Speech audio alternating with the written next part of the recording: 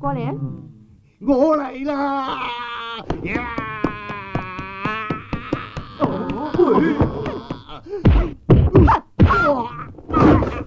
Karate fighting robots, a kidnapped oil tycoon's son, and one of the most controversial donger moments ever slipped into a Chinese movie meant for general release.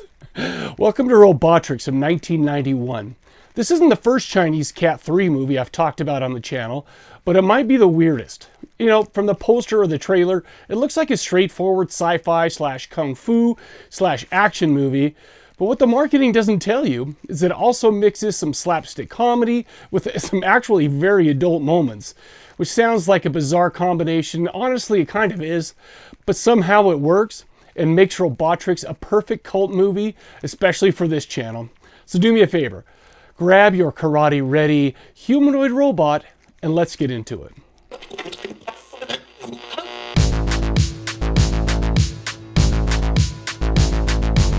Robotrix is written and directed by Jamie Luk. Now, before I even heard of Robotrix, I had seen and really enjoyed another movie that he wrote called Dr. Vampire. I went through a kind of Jiangxi phase where I would watch any Jiangxi movie I could get my hands on.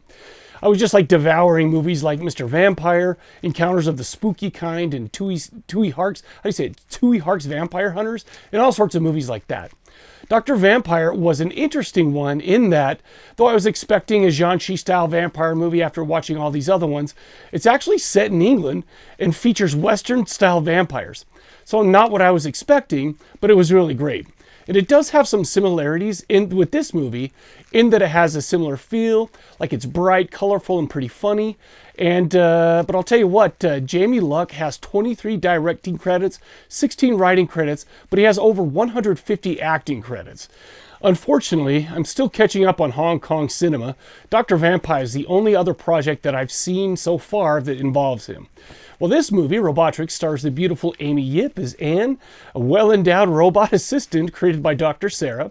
She joins a police investigation into the kidnapping of the aforementioned oil tycoon heir, but mostly she just ends up driving all the dudes completely insane with her smoking hot body.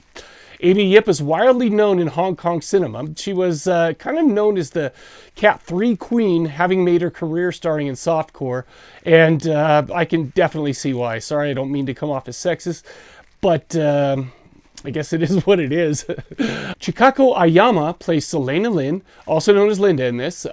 She's a police officer who gets RoboCopped when Dr. Sarah transfers her consciousness into a powerful cyborg body that looks suspiciously identical to her original one.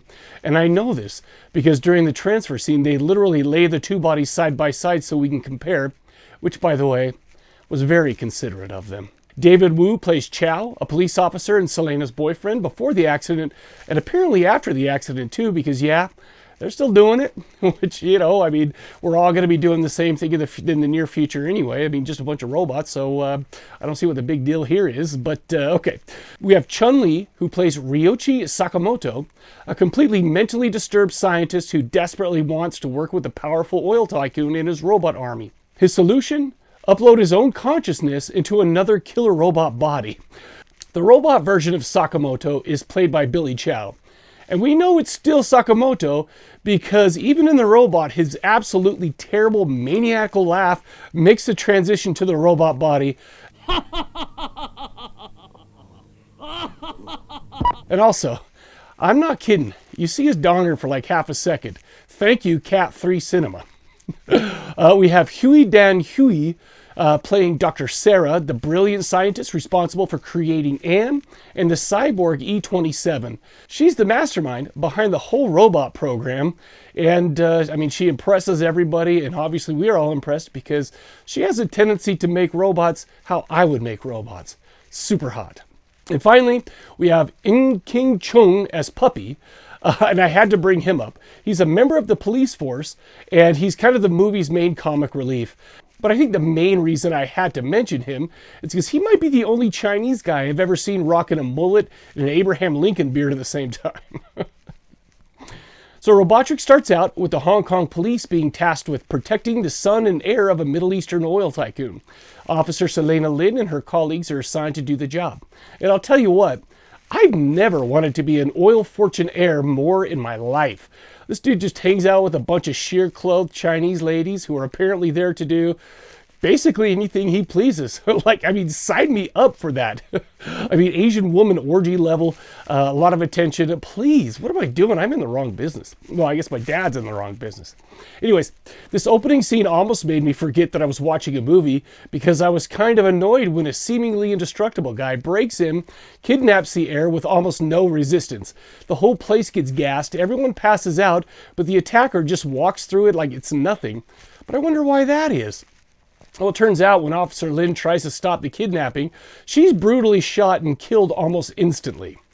Meanwhile, in another part of the city, the oil sheik is hosting a robotics competition featuring teams from several different countries. He's looking for the group that can build the most advanced humanoid robot, somebody that can potentially be used in future wars. Basically, dude wants power in the respect of the world. And I guess who blames him? I don't know. I don't know why he decides he wants to do that, but I feel like we should all just understand. Anyway, but this is where we're introduced to Dr. Sarah and her overwhelmingly superior robot assistant, Anne. But before I move on, I want to take a moment to appreciate the design of the competing robots. I already talked about Dr. Sarah's robots, making them how I would, but you got to hand it to these other guys. The German robots look like rejected contestants from American Gladiators, while the American robot looks like a Temu version of John Rambo, complete with a wig. Now, the oil sheik previously worked with a scientist named Sakamoto, but he rejected him because this guy was clearly insane. And being insane, Sakamoto doesn't take rejection well. We soon learned that Sakamoto has transferred his own consciousness into a nearly indestructible robot body, and surprise, that robot is the one who kidnapped the sheik's son. He even sends a ransom video proudly demonstrating the process of transferring his mind into the robot body. While he's furious about being rejected by the sheik, Sakamoto is even more interested in the guy's seemingly endless oil money. Still, he likes to entertain himself in the meantime, so he walks around, occasionally tortures the kidnapped heir with a power drill, just for fun. Meanwhile, Dr. Sarah decides to take some inspiration from Sakamoto. She transferred Officer Selena Lin's consciousness into her own nearly indestructible robot body, one that, like I said, thankfully looks exactly like Lin's human body. Sakamoto, however, decides he doesn't want to just sit around guarding a hostage all day. He actually wants to take his new robot body out for a spin, get some fresh air, stretch the legs, and in doing so, he goes on a total and murder spree. I don't even know if I can say that on YouTube. But, man, it's kind of wild. This is a Category 3 movie after all, so it is through and through. So let's just say that these scenes get pretty violent and graphic, and honestly, they were even a little shocking to me. Getting me to clutch my pearls is quite an achievement for any film, especially at this point in my life. So the same police unit that botched the protection assignment earlier is now tasked with apprehending and neutralizing this robot murderer and kidnapper rampaging through Hong Kong. And they're pretty thrilled when they learn that Officer Lin is back. And apparently after getting shot and killed, that was just a flesh wound, man. She's fine. But they're also joined by Dr. Sarah and Anne, and the whole team gets pretty goofy about that news, mainly because it seems like none of these dudes have ever been around a woman, like ever. The police soon discover that both Lin and Anne are highly skilled in martial arts, and I like that. Because if you're going to build a high-tech humanoid robot, why wouldn't you make sure it knows Kung Fu?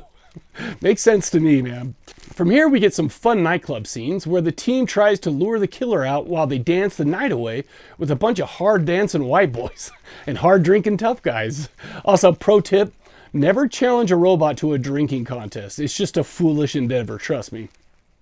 Well, so we get a great car sequence, some battles back at the lab involving explosions, maybe some pretty decent kung fu. Maybe not the greatest choreography ever, but it's serviceable, especially for a movie like this. We also get plenty of, let's just say, electrifying moments during the fights between the biobots. In the end, the movie delivers everything you could want, some donger flashing, sever robot head torture, and the oldest trick in the action movie book. Throw a propane tank at the robot and shoot it while he's holding it so he explodes. Honestly, it's a great time. Of course, let's not forget about all the going on.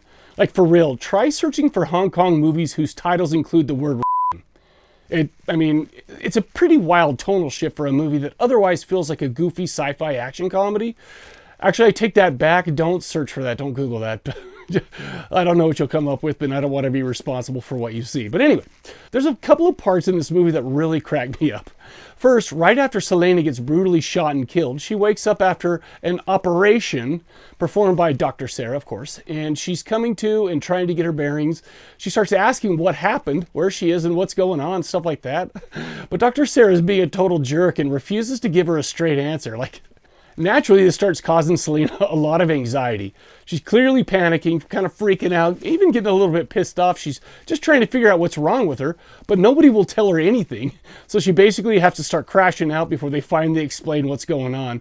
And once they do tell her, she's still trying to process the situation, and she asks why she was chosen. The sergeant steps up and starts giving this heartfelt speech about how she's such a great cop, how trustworthy she is, and how skilled she is in her job, how dedicated she is to the force, etc., etc. And then casually adds, "Oh, we also needed someone who had just died." Secondly, there's a part where the cops decide to run a vice sting in order to lure the robot killer out. Anne has already shown a lot of curiosity about the human romance and sexuality subject, so she volunteers to pose as the prostitute for an operation. Well, as it turns out, she's a natural. She's so convincing that she ends up with a line of customers wrapping around the block, all hoping to get a shot at the merchandise. She even manages to get Puppy so horned up that he runs off, comes back wearing a disguise, and tries to get in line himself to take his shot. Good for that guy, man.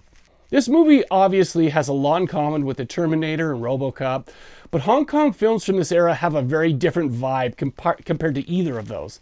It isn't unusual for a Hong Kong cinema to have this kind of vibe, like light and funny and slapsticky, but I'll tell you what, it can be a bit jarring if you're not used to it. And I mean really jarring. Well, maybe not as quite as extremely jarring as a Bollywood horror movie, but still.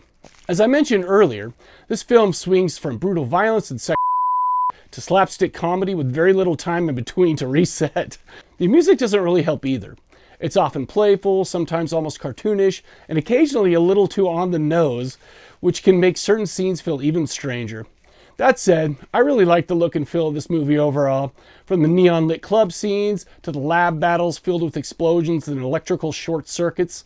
It has a strong chaotic visual energy throughout the whole movie, and it just really kind of keeps you, I don't know, it kept me really engaged because, not only was it wild, but it looked great and it flowed really well. By the way, Billy Chow, who plays the main villain, is actually a real-life kickboxing champion. He's noticeably larger, and way more intimidating than anyone else in the cast, which really works in this film's favor because, outside of the slightly goofy maniacal laugh, he's basically perfect for the role. Everyone's kind of smaller, scared of him and all that stuff. I could have done without the donger, but can't always get what you want. The main three women are well cast, mostly because, this is a Category 3 movie and they're frequently put in situations where they're not wearing a whole lot. I picked this movie up as a part of Shout Factory's Golden Harvest Volume 1 Supernatural Shockers collection. The whole set is great with a bunch of must-sees included, but this by far, in my opinion, this is my favorite one off that collection, and I just really like this movie. It's fun. It's, like I said, get ready to maybe potentially clutch your pearls a little bit, but also have a great time. I think that's all I got for this one. So I really do appreciate you guys checking it out, watching this. If you haven't seen Robotrix, you definitely need to do so at your earliest convenience. So I'll tell you what, this is one that I will recommend to you, and I will not be embarrassed because if you look at the cover, you're not going to know what it's about exactly or the kind of filth that's inside it. But I still will recommend it. I just don't want everybody thinking I'm a big giant perv. So maybe I hope that. Well, I guess it's hard to make a public YouTube channel where I talk about this stuff and people not think you're a perv. Anyway, like I said, thanks so much for watching. Do me a favor, share with your friends, subscribe, like, comment, all the fun stuff that YouTube dudes like to do. Also, if you've seen this, let me know what you think. Any other suggestions you'd make, let me know. There's a lot of Hong Kong Cat 3 films that I haven't seen yet, but the ones I've seen I've really enjoyed. But anyhow, thanks again. Until next time, I'll catch you later.